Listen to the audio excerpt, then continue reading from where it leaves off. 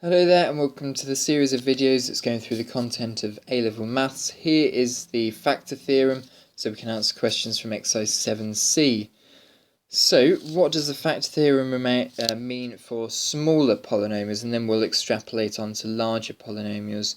So as we've seen already with quadratics, the way we solve a quadratic is we factorize and then we pull out the x values that solve this equation, x equals 4 and x equals 5. So remember what we're doing here. We're substituting in a 4 and a 5 to make this quadratic here equal 0. So what we can see here is that if x minus 4 is effectively a root of this quadratic here, then x minus 4, when you plug 4 into the polynomial, you'll get a 0 out at the end. So it's effectively what number, when we substitute it into this equation, gives us a key number of 0 at the end of this polynomial. And the same would work with 5 as well. The factor theorem can also work in reverse as well, in that if 5 is a root, and if when we substitute in 5 we get a 0 value, then x minus 5 is going to be a factor of this original quadratic as well.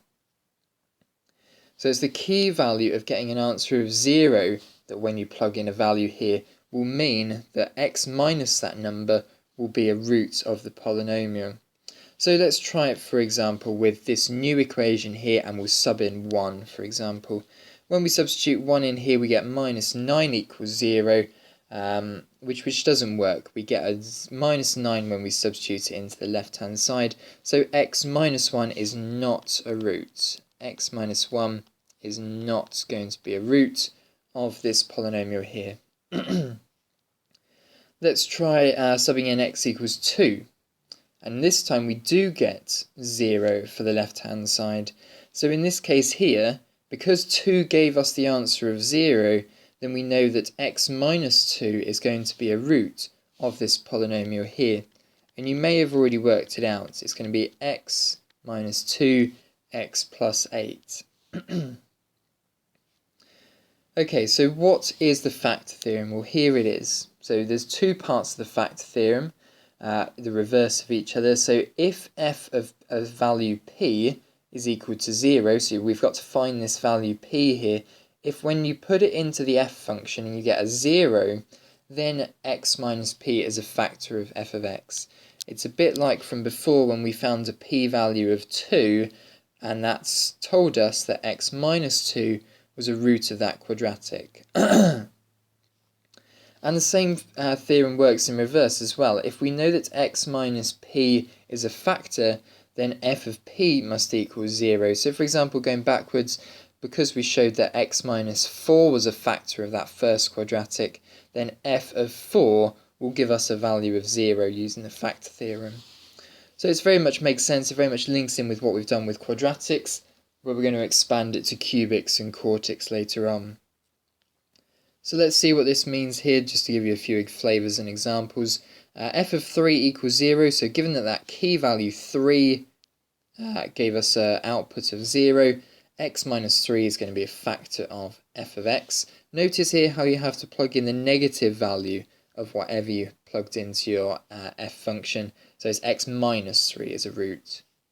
And alternatively, if it was negative, substituting in minus 1 here, we'd get 0, so therefore x plus 1 is a factor of f of x. And using this factor theorem the other way around as well, if x minus 5 is a factor, then f of 5 will give us a value of 0, and if x plus 4 is a factor, then the reverse of it, minus 4, is going to be give us a 0 as well. So let's show that x minus 2 is a factor of this cubic equation here by two different ways. The algebraic division method that we saw before, and the factor theorem that we've just covered. So the factor theorem is going to be a lot longer, so remember what the factor theorem is from the last video. It's x minus 2, we'll have to multiply by something to give us our answer of x cubed plus x to the squared minus 4x minus 4. So this term here is going to be a quadratic, because if we look at the largest power on the x's, it's going to be x times x squared, which will give us an x cubed term.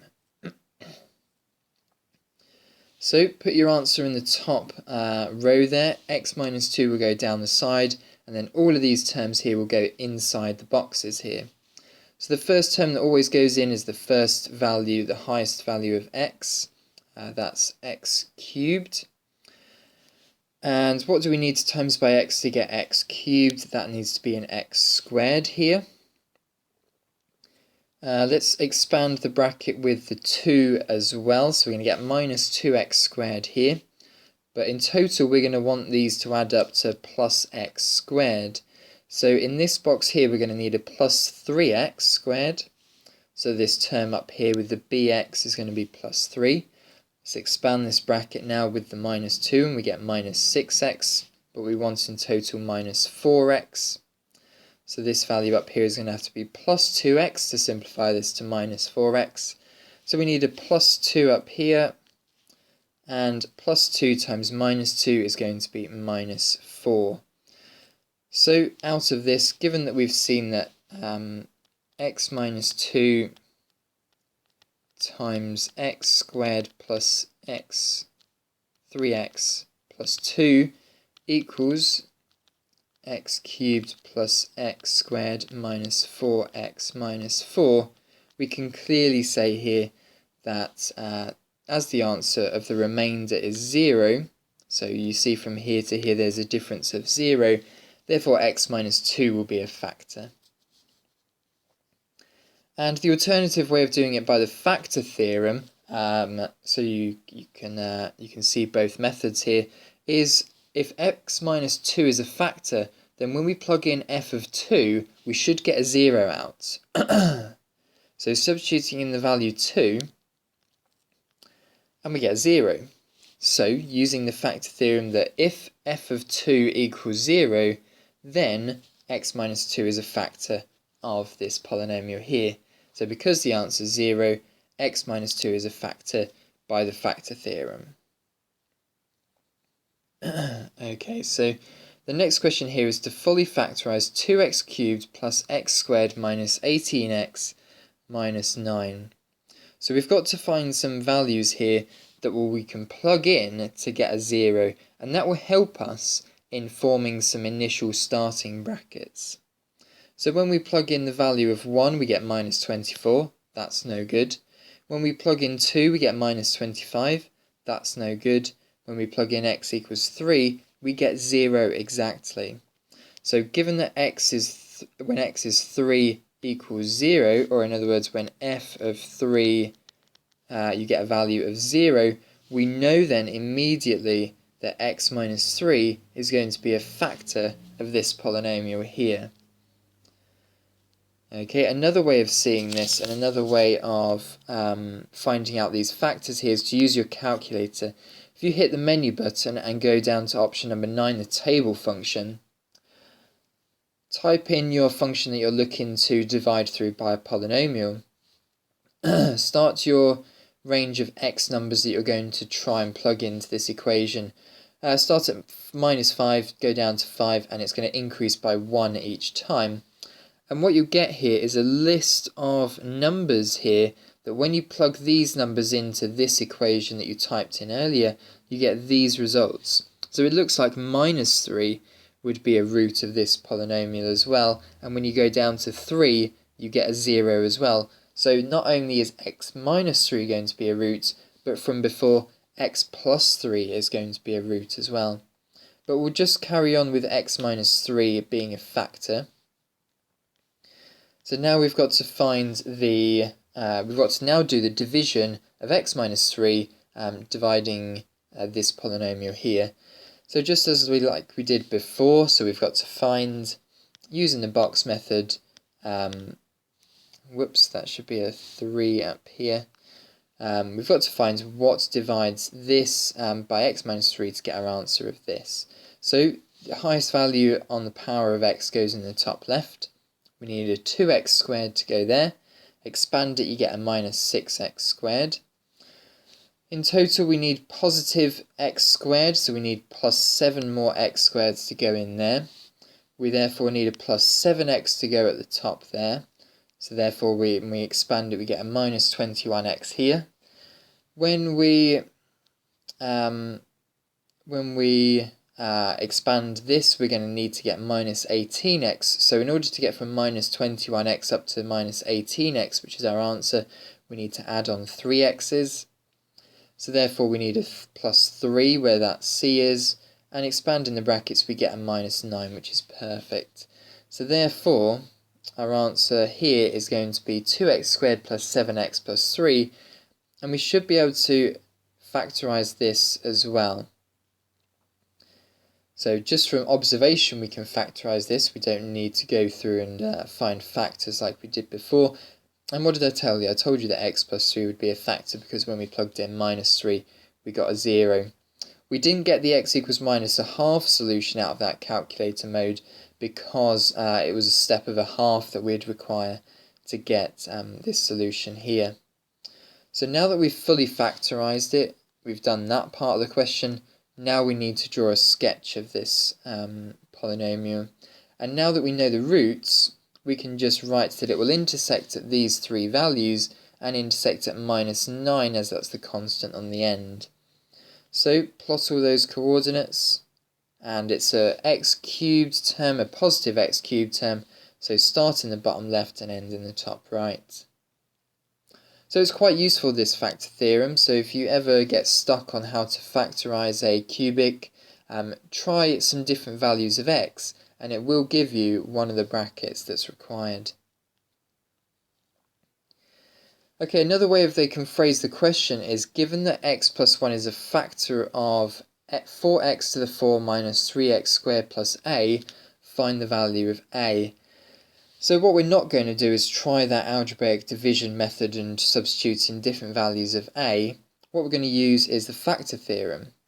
So if we know that x plus 1 is a factor, then when we substitute in minus 1, we will get an equation with a 0 at the end, because if we know that this is a root, this is a divisor, then x equals minus 1 will be a root. So substituting in x equals minus 1, work out what the terms need to be. So it would be a 4 take away 3 plus a. So in this case here we're going to get 0 equals 1 plus a. So a equals minus 1 here. Okay. Right, your turn then. Pause the video and have a go at this question.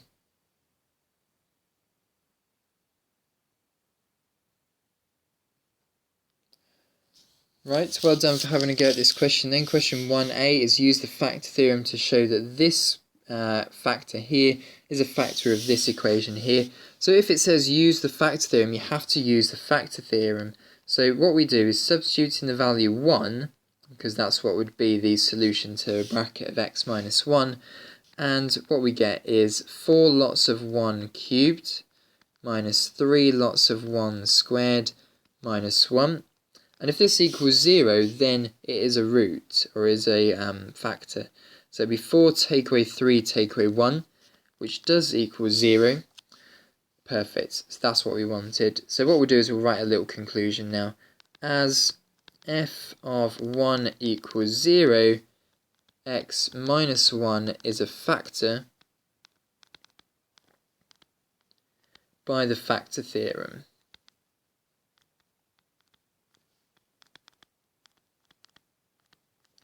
By the factor theorem. Perfect. Right, question 7a now. I've jumped down to quite a low down one just to give you a bit of practice on this. So y equals 2x cubed plus 5x squared minus 4x minus 3. Sketch the graph. So what we need to do here is we need to find some roots of this polynomial here. So the first thing I think I'll do is get out my calculator and go to that table function mode I showed you earlier. So type in the equation of your function here, select a range of x values that you're going to try substituting in, and then see what you get as your answer. The first solution here I get is x equals minus 3 will give us a root of 0. So that's what I'm going to use. I'm going to use x minus 3, or in other words I'm going to have an x plus 3 as my root. And then I'm going to need something else to times together to make this polynomial here. So I'll get out my box method. And I'm going to have x plus 3 down the side because minus 3 was a root of this polynomial. And the first thing I need to add into my box method is the 2x cubed. So therefore I need a 2x squared on the top here, and when I expand it with the plus 3, I'm going to get 6x squared.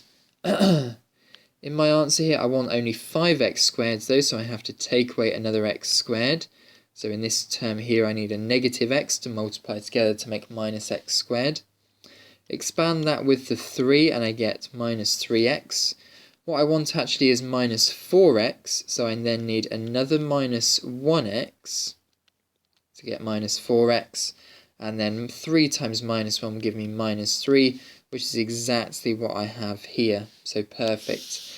So my answer at the moment is x plus 3, 2x squared minus x minus 1. I should be able to factorise this further by I, 2x and an x, and if I put the minus 1 over here and the plus 1 over here, that will expand to give me minus 2x, add an x will give me minus x in total. So my graph therefore is going to intersect at minus 3, minus a half, 1, and on the y-axis it's going to intersect at minus 3. It's a positive x cubed graph, so I'm going to have intersections at all of these points travelling through these coordinates here. So let's just make sure we've got them on. And that's the final answer to part 7a. Okay, I do have an extra one for you, so pause the video and have a go at this one.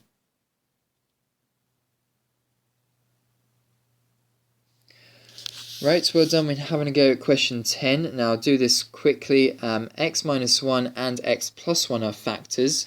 So that means for this one here, when I plug in f of 1, I should get a 0. But here, unfortunately, I've got lots of p's in the way. So it's going to be p times 1 cubed, add q lots of 1 squared, minus 3 lots of 1 minus 7 equals 0, because it's a root. So from this equation here, I get p plus q, minus 3 minus the 7, add it onto the other side, and we get 10. So what we've got here is an equation p plus q equals 10. What we'll probably need is a second simultaneous equation. So now we'll plug in f of minus 1 because x plus 1 is a factor. So substituting this in, I'm going to get minus p plus the q because minus 1 squared is positive 1. And then we're going to get plus 3 because minus 3 times minus 1 is plus 3. Take away 7 equals 0. The reason it equals 0 is because it's a factor. So here we're going to get minus p plus q equals 4 when we add the 7 and take away the 3 to the other side. So second equation here. What I'll do now is call these equations 1 and equation 2. And the first thing I'll do with them is add the two equations together. P will cancel out with minus p, so it's going to be 2q equals 14. So q equals 7. And substitute q as 7 into the first equation. P plus 7 equals 10. So here p is going to be 3. So that's how you would solve a question such as this, where you have to work through simultaneous equations using the factor theorem as well. Well done, thanks for watching the video, and have a go at questions from exercise 7c on page 145. Thanks for watching.